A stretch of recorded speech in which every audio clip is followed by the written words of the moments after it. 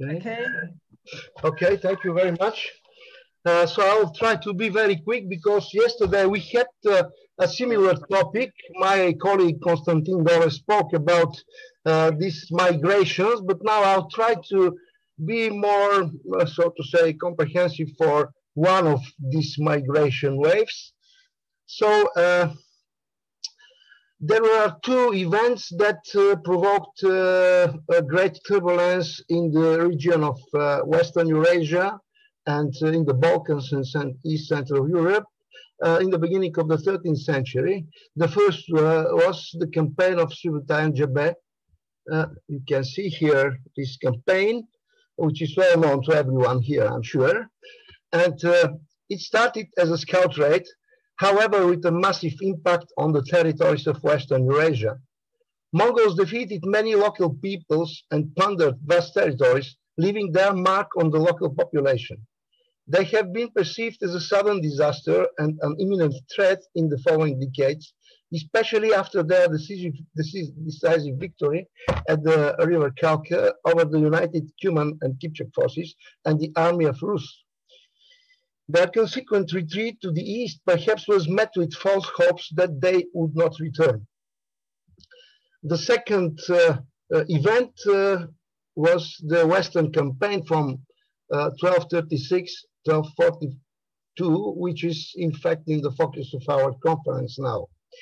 It was already a well-planned attack on Western Eurasia and East Central Europe, affecting also the Northern Balkans at the end of the campaign. Its purpose was revenge and conquest. It fulfilled completely its goals. The Rus principalities were subdued. It is the fall of Kiev, like a landmark of these events. The Cumans were conquered or forced to flee. Volga, Bulgaria was completely destroyed as well as a revenge, and Hungary and Poland were ravaged, and even Moravia, as we understood also yesterday from this excellent account of Thomas, was affected. The Northern Balkans were also subdued, and Danubian Bulgaria most likely became a Mongol vassal. On the eve of the Mongol attack in Central Europe and the Balkans, there were other conflicts south of the Danube.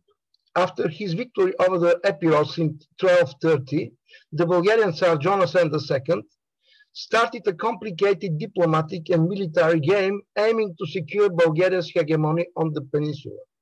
In 1232, he ended the union with the Roman Church, and in 1235, with Nicene support, succeeded to restore the autocephalous Bulgarian Orthodox Patriarchate.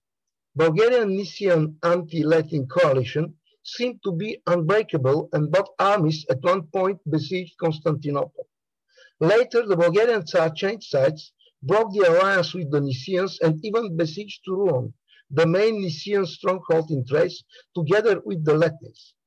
The following sudden retreat of the Bulgarian forces has been explained in various ways in the historiography and dated in general to 1237, although John Langdon stated that it happened in 1238.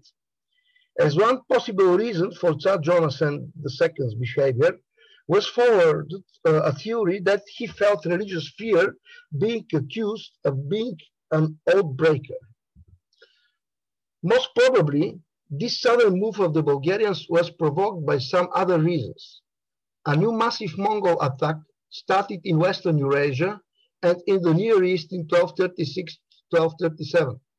This time, these were not intelligence raids, but a planned invasion in already well-explored areas.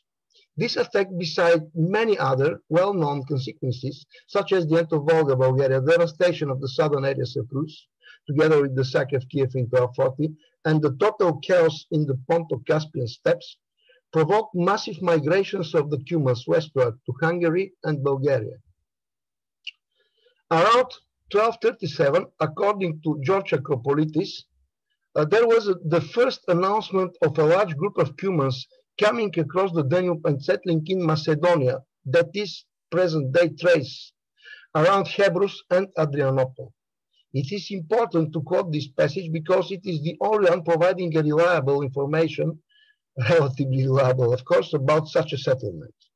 At that time, the people of the Scythians, after being attacked by the Tatars, all those who could escape the latter sword, crossed the Istros on skins together with their women and children. And as the Bulgarians protested because the Scythians were a great number of soldiers, the latter took the lands of Macedonia. Some of them created pastures along the river of Hebros, and another group in the lower lands and along the river called by the disorderly flowing language Maritza. In fact, it is Hebros which is springing from the Hemus and from that point is flowing into the Aegean Sea. Based on an Arab source from Egypt, Ibn Tagribildi Abu Mahassin Yusuf from the 15th century, one of our famous scholars, Cuman Pavlov, has suggested that these Cumans settled south of the Danube against the will of the Tsar. According to this source, Bulgarians attacked the refugees, and some of them, among them also the future famous Sultan Baybars, were sold as slaves as far as Egypt to form later the Egyptian upper military aristocracy and the ruling dynasty there. In fact, it was a later group of refugees, as this has been already commented at length by Dr. Golev previous day, and I think he is quite right following this pattern that if this group actually migrated to Bulgaria, it was a different group coming by sea, and of course settling in a valley between two mountains, which could be the chain of valleys between Stara Planina and Sredna Gora. It is possible, of course, which was a frontier zone between Bulgarians and the Latins, or at that time, of course, it was under Bulgarian control. The suggestion of Cuman Pavlov remains debatable also because from the Greek source, from Acropolitis, one may get the impression that the Bulgarians let these Cumans pass, although having protested against their movement, regarding this opportunity as a convenient exit of the situation. Jonathan II probably succeeded in holding part of the group of the Danubian plain, which is, of course, not quite sure, but the greater part continued to Thrace, which is Macedonia, in Acropolitis' account. Most probably, there was not an acute conflict between the Cumanic migrants and the Bulgarians. They simply continued their movement to the south, since remaining in Bulgaria, they could provoke Mongol attack, as it happened later in Hungary because of Kutan's Cumans.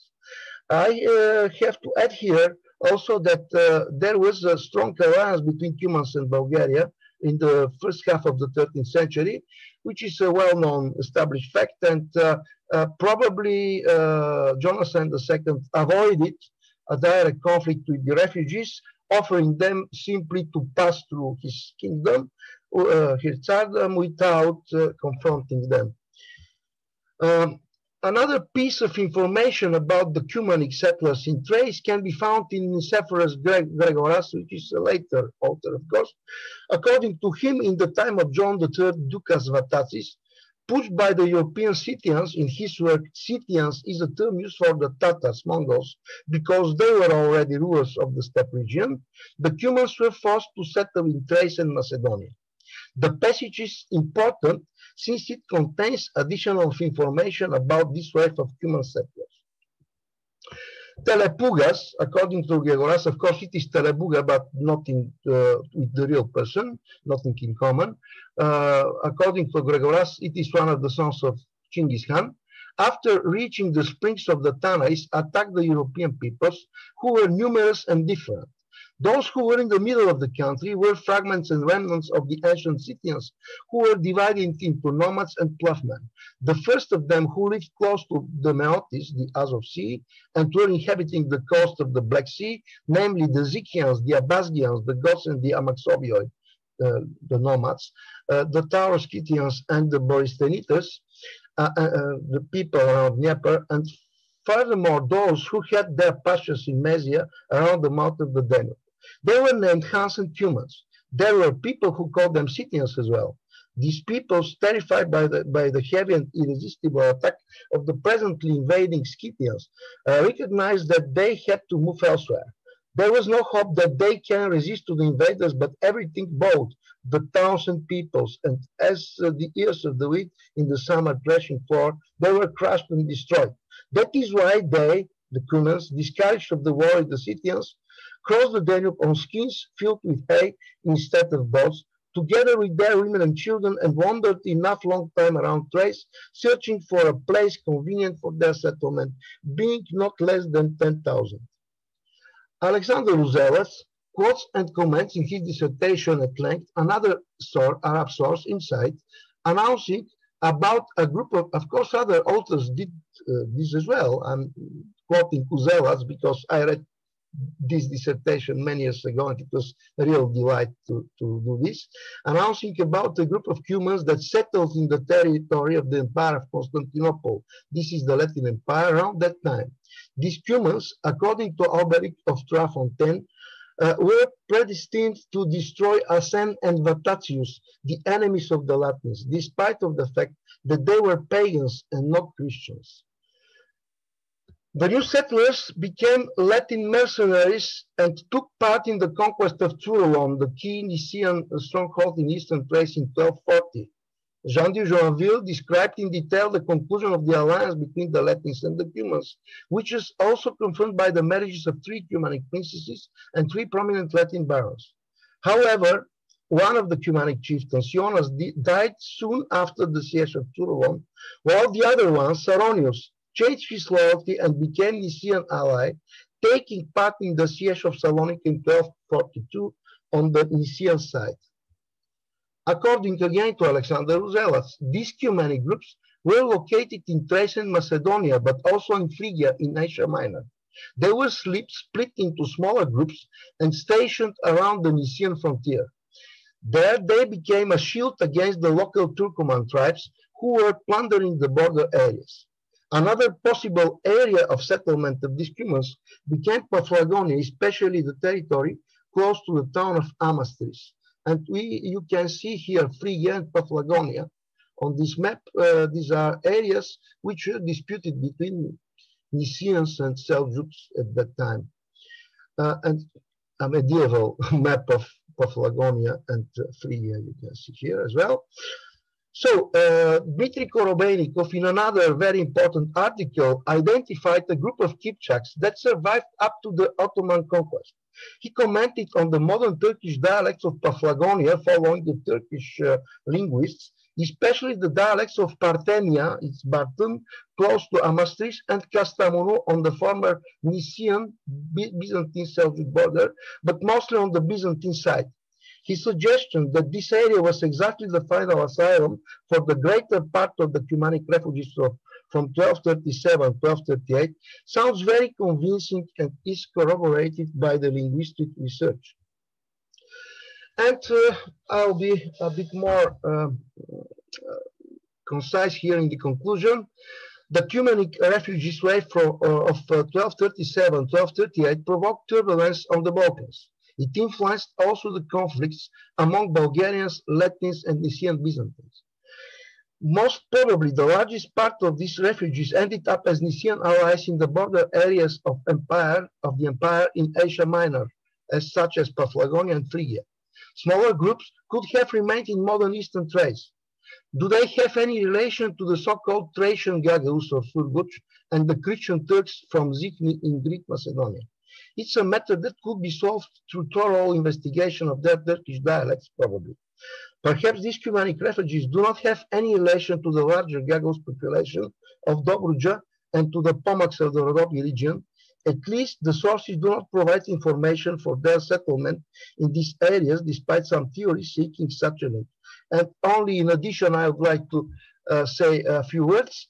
The linguistic research is, of course, helpful, but in the case with the Southern Balkans, it's very difficult to follow the local dialects because we had a lot of exchanges of population after the Balkan Wars. So the original population of Eastern Thrace actually has been expelled, I mean the Christian population, and most probably the descendants of these Cumans who settled on Byzantine or Latin soil, firstly were baptized as Christians, and maybe later some of them were Islamized.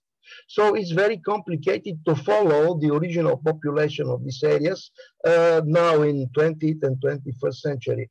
In Asia Minor, the situation was more stable because we don't have such change of borders after the collapse of the Ottoman Empire. So maybe also archaeology would help, but I'm also very suspicious about that because for the moment we don't have a lot of serious and concrete results about Cumanic settlers in the Balkans from archaeology. So thank you for your attention. Thank you very much for this very inspiring paper.